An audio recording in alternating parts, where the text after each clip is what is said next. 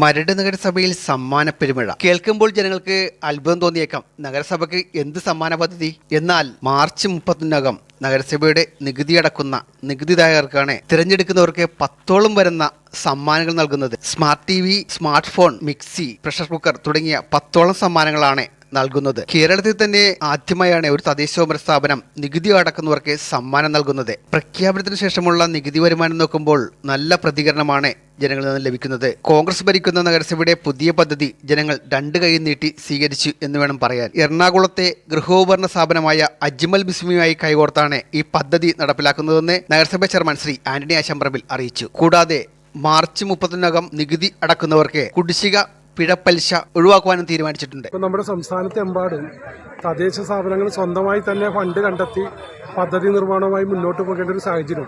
കാരണം കഴിഞ്ഞ വർഷവും ഇതുപോലെ തന്നെ സാധാരണഗതിയിൽ മാർച്ച് ആകുമ്പോൾ നമുക്ക് അനുവദിച്ച പൈസ കൃത്യമായി തരുമായിരുന്നു.